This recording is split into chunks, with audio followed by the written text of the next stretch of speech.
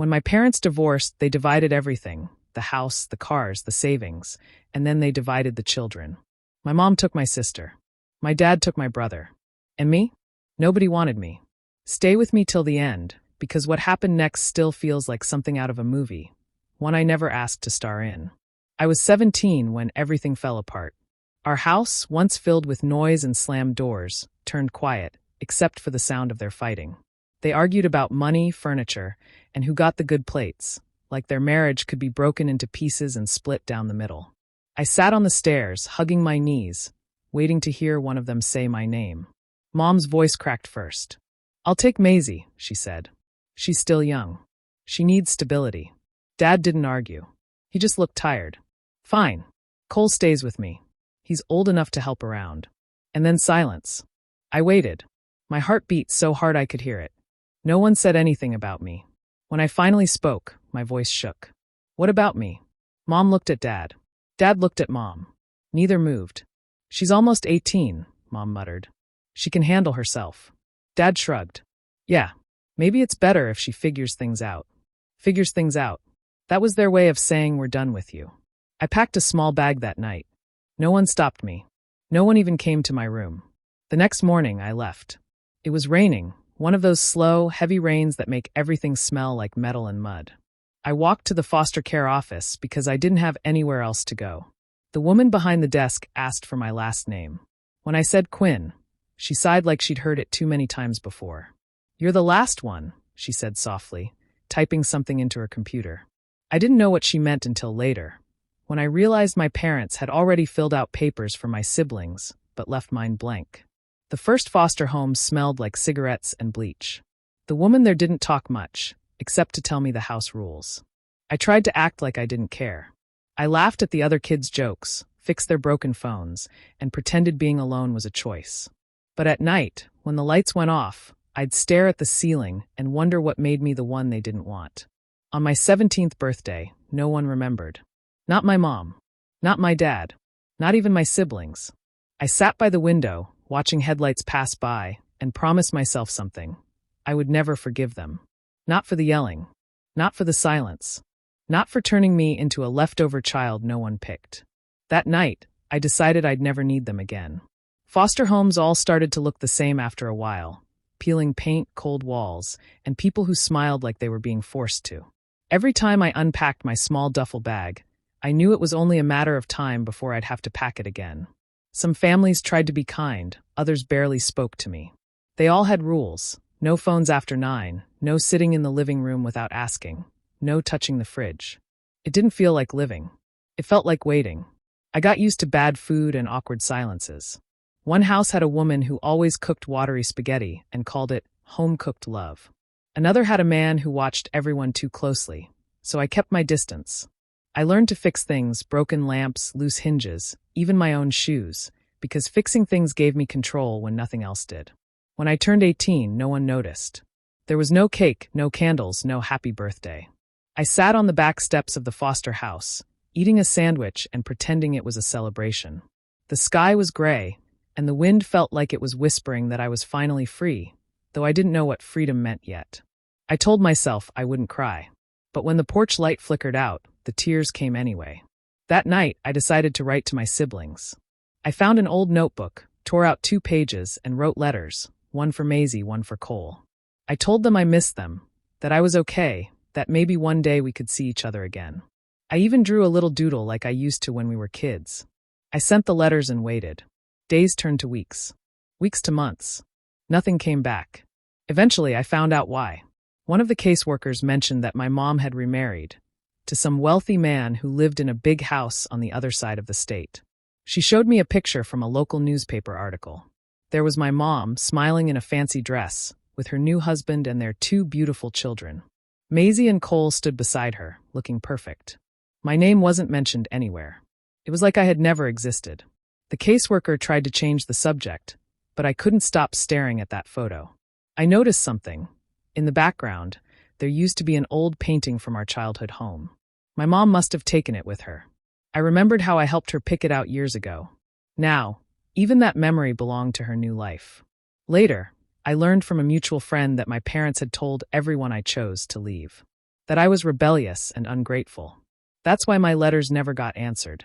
They made me the villain in their story, the lost cause. That night, I tore the newspaper photo in half and threw it away. For the first time, I didn't feel sad. I felt empty, and emptiness, I realized, was easier to live with than false hope.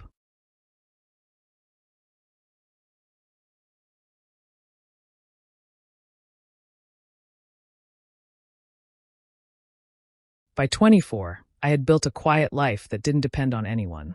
I worked as a mechanic in a small Oregon town, fixing engines and changing tires for people who didn't care about my past. The shop smelled of oil and metal, but it was my kind of peace, simple, predictable, honest. I liked the noise of tools better than the noise of people. Machines didn't lie. One cold Tuesday afternoon, I was under a truck when my phone buzzed in my pocket. The number was unfamiliar. I almost ignored it, but something in me said to pick up. Hello. There was a pause, then a voice I hadn't heard in years. Harper? It's me. Cole. My chest tightened.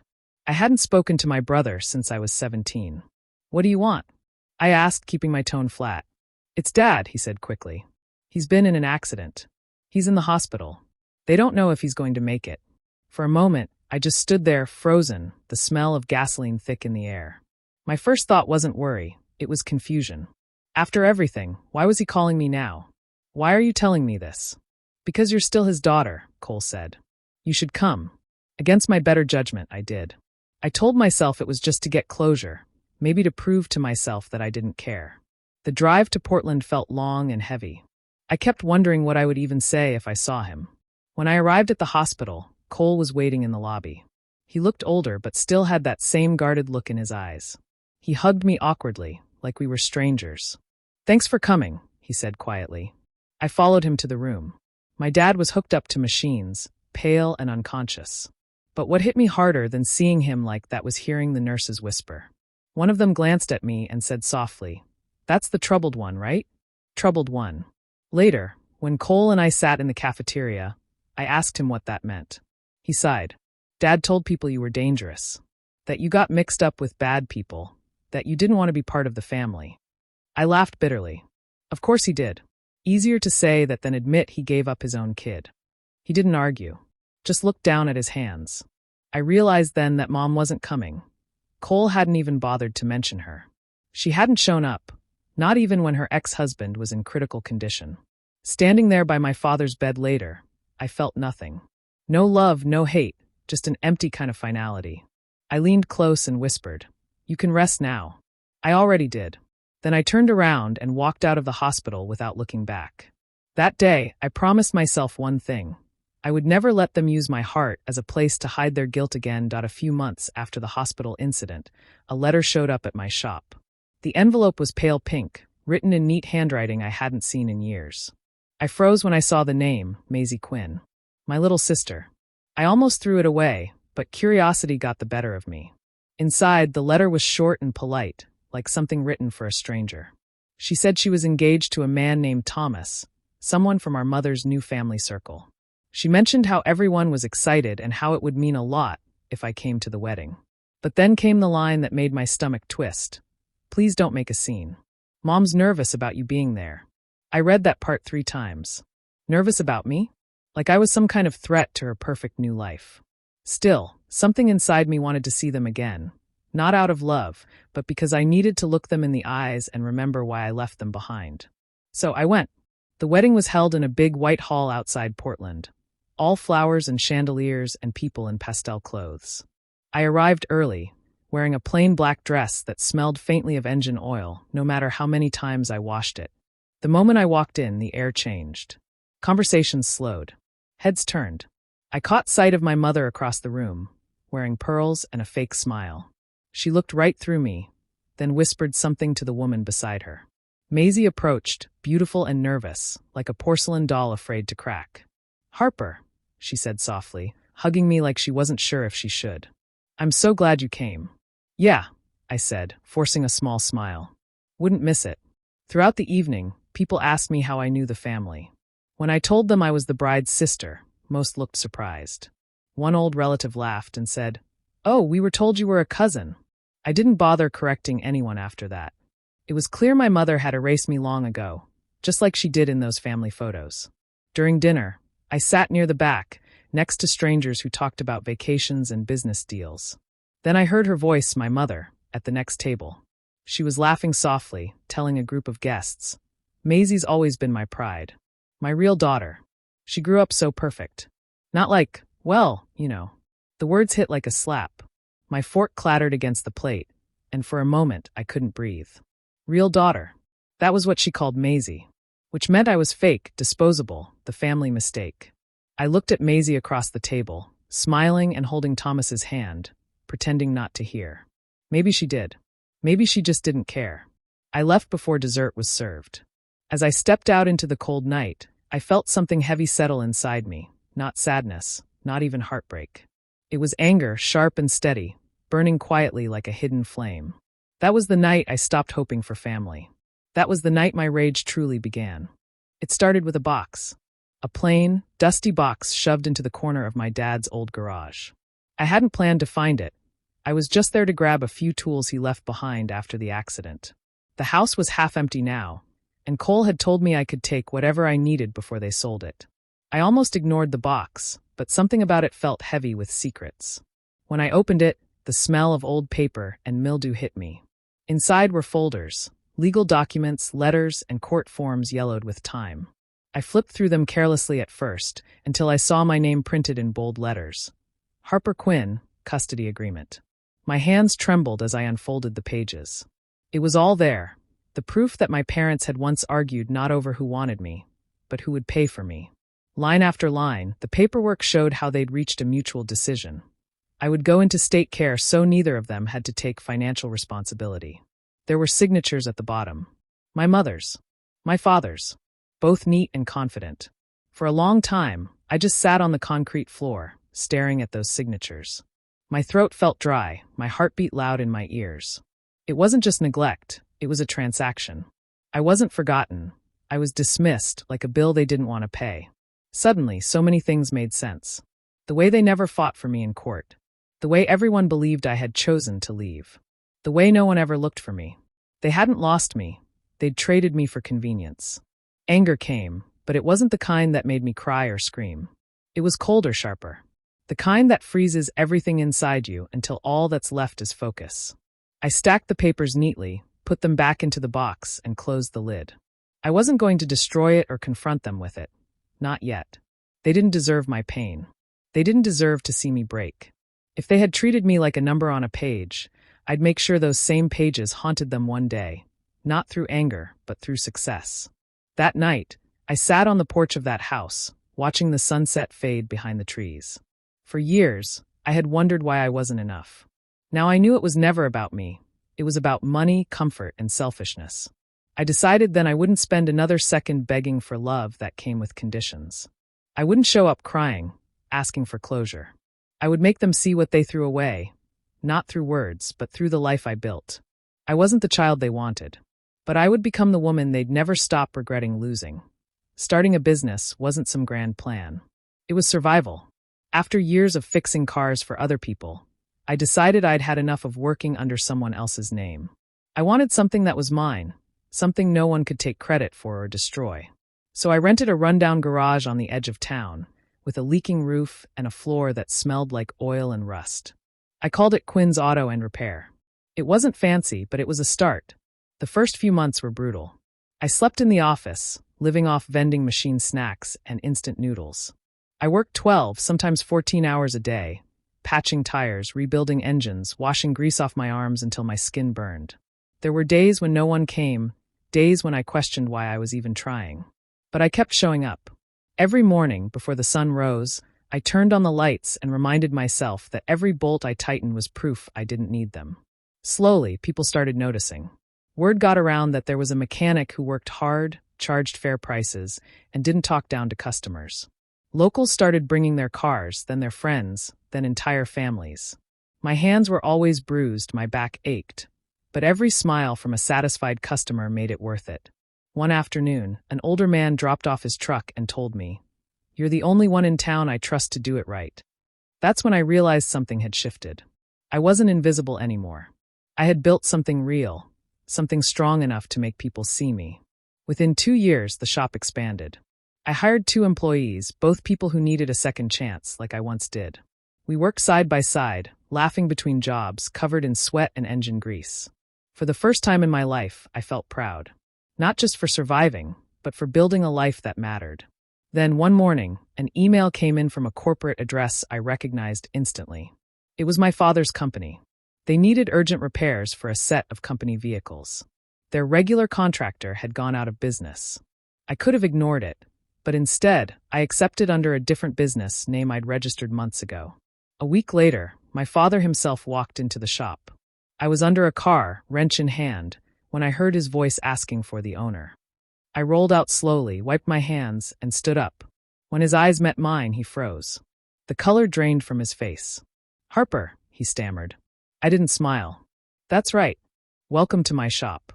He looked around, at the logo, the customers waiting, the shelves lined with tools, and I could see the realization hit him like a punch. He had no idea that the daughter he threw away had built all of this. For the first time, he was speechless.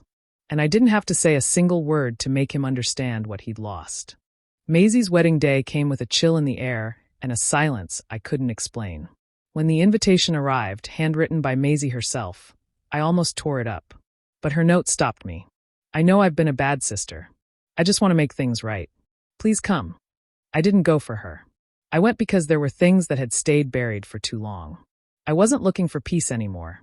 I was looking for truth. The wedding was held at a vineyard just outside Portland, the kind of place that looks perfect in pictures but feels cold in person.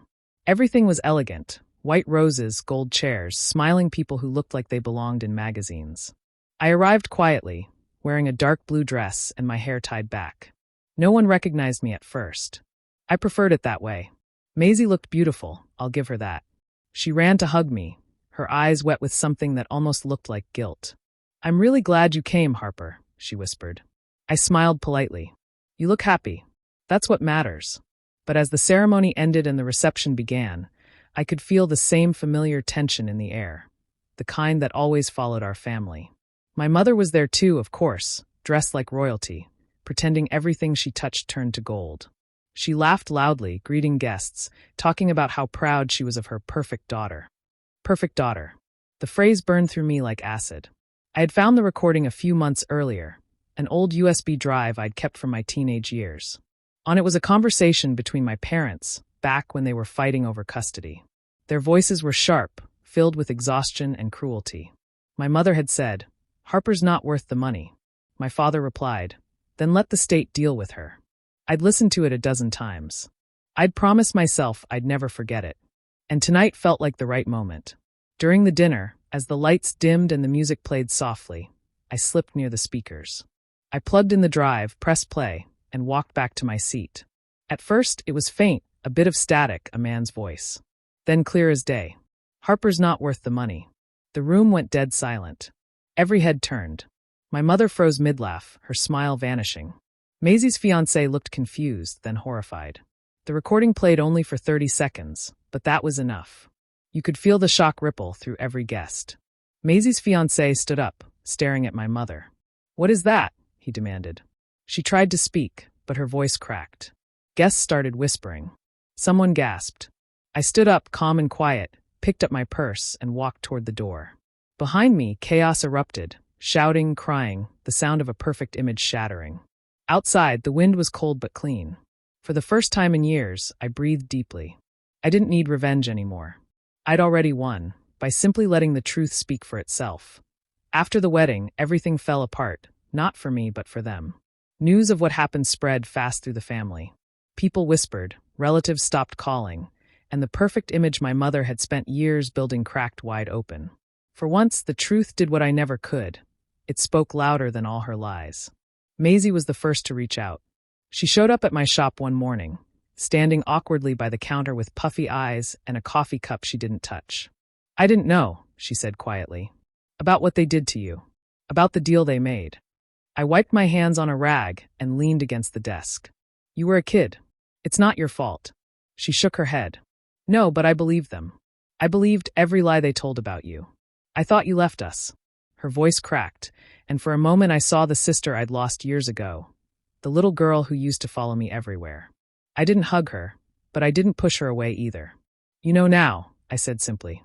A week later, I heard Cole had quit working for our dad. Someone told me he packed up and moved to another city. I didn't call him, and he didn't call me. That was fine. Some distances are better left quiet. Then one night, my phone buzzed with a voicemail from an unfamiliar number. I pressed play, and my mother's voice filled the air, angry, trembling. How could you do this, Harper? You embarrassed us in front of everyone. You ruined everything I built. Are you happy now? You've destroyed this family. I listened all the way through, waiting for the part where she'd say she was sorry. It never came. When it ended, I stared at my phone for a moment, then hit delete. I didn't even hesitate. For the first time, her voice didn't break me. It didn't even hurt. It felt like noise, just another echo from a life I'd already walked away from. A few days later, Lydia showed up at the shop. She was my old foster mother, the only person who ever believed I could be more than what my past made me. She still looked the same, warm eyes, a tired smile, carrying a basket of homemade muffins. I saw you on the news, she said, laughing softly. You've come a long way, Harper. I smiled for real this time. Guess I finally learned how to stand up for myself. She squeezed my hand. You didn't just stand up. You survived. And you did it with heart. As she talked, I realized something I hadn't before. Family isn't who shares your blood. It's who stays, who believes, who chooses you even when they don't have to. When Lydia left, I sat on the porch of my shop and watched the sun dip low behind the trees. For the first time in my life, I felt something I hadn't known I was searching for, peace. It happened on a quiet Tuesday afternoon, the kind where the shop smelled like fresh oil and the radio hummed low in the background. I was finishing up an engine repair when I heard a car sputter into the lot, coughing smoke. I didn't pay much attention until I saw her step out. My mother. She looked smaller than I remembered, older, worn down, her expensive clothes doing a poor job of hiding the exhaustion in her face. For a moment, I thought I was imagining her. But when she said my name, I knew it was real. Harper, she started, her voice soft but shaky. It's been a long time. I wiped my hands on a rag and walked over, keeping my face calm. Can I help you? Her eyes darted to the car behind her, a luxury sedan that was clearly suffering from years of neglect. It broke down on the highway. I called around, but no one would take me without an appointment. Someone said this was the best shop in town. She paused, swallowing hard. I didn't realize it was yours. I didn't say anything, just nodded and motioned toward the vehicle. Leave the keys. I'll take a look. As I opened the hood, she kept talking, words tumbling out like she'd been rehearsing them. I know things were bad back then, she said. But I did what I had to do. You were so angry, so rebellious. I didn't have a choice. I tightened a bolt without looking up. You had a choice, I said quietly. You just didn't pick me. She fell silent after that. I could feel her watching me, her eyes scanning the shop, the clean counters, the certificates on the wall, the name Quinn's Auto painted in big, bold letters above the door. For the first time, she saw what I'd built without her. When I finished, I closed the hood and handed her the bill. She blinked, surprised. You're charging me? Yes, I said simply. Same as everyone else. She looked at me like she was waiting for me to soften, for me to forgive her, for me to be that desperate girl she left behind. But that girl didn't exist anymore. I'm your mother, she whispered. I just wanted to talk. I shook my head. No, you wanted to feel better about what you did. You wanted me to say it's okay. I pointed to the invoice still in her hand. That's all I owe you. She hesitated, then reached into her purse with trembling hands and paid. As she turned to leave, she glanced around one more time. At the shop, the customers, the life she never believed I could make. I walked her to the door, held it open, and said the one word she used so easily against me when I was a child. No. No more explanations. No more forgiveness. Just the quiet sound of her footsteps fading away, leaving me standing in the place she never thought I'd belong, my own. The shop was quiet after everyone left, the kind of silence that settles like a blanket. The air smelled of oil, metal, and faint traces of coffee. Harper sat on the edge of a workbench, her hands resting on her knees, stained with the day's labor. The lights above buzzed softly, casting long shadows on the concrete floor.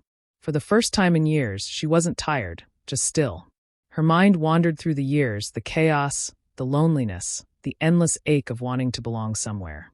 For so long, she had chased their approval, her mother's sharp eyes, her father's cold pride, her siblings' silence. Every success she earned, every step she took forward had been, in some way, to prove she was worth keeping. But now, sitting in the quiet of her own shop, surrounded by tools and machines she bought with her own money, she realized something that hit deeper than anger ever did. She didn't need their validation anymore. The girl who used to cry herself to sleep in foster homes was gone. The woman who replaced her had built something lasting, something solid. She had taken the pain they gave her and forged it into strength, one wrench turn at a time. The phone on the counter buzzed, breaking the silence. Harper picked it up and smiled when she saw the name, Lydia. "Hey, sweetheart," Lydia's warm voice came through. "I made dinner. You coming over?" Harper leaned back, looking around the shop, her second home, her greatest proof that she had survived. "Dinner," she repeated softly. "Yeah," Lydia said. "I made your favorite, chicken and mashed potatoes. You better not say no." Harper laughed quietly, the kind of laugh that comes from deep peace. "No," she said gently. "Not this time. I'll be there." There was warmth in that word now. It wasn't the bitter no she used to hear as a child, the one that meant rejection, loneliness, or being unwanted. This no meant choice. It meant control. It meant she finally got to decide what stayed and what left her life. She grabbed her jacket, turned off the lights, and walked toward the door. The last beam of sunset poured through the window, painting her workbench in gold. Harper paused, taking one last look around. Everything here was hers, the grease under her nails, the hum of machines she repaired, the life she had rebuilt from scraps of heartbreak. She locked the door behind her, feeling a quiet sense of pride rise in her chest. For years, she had been the girl nobody wanted. Now, she was the woman who didn't need to be chosen, because she had already chosen herself. As she stepped into the cool evening air, Harper smiled. For the first time, no didn't close a door. It opened one. To freedom.do. You think Harper made the right choice by walking away from the people who once broke her, or should she have given them another chance? I'd really like to hear your thoughts in the comments below. And if you love stories about strength, healing, and self-worth, make sure to subscribe and hit the notification bell so you never miss a new one.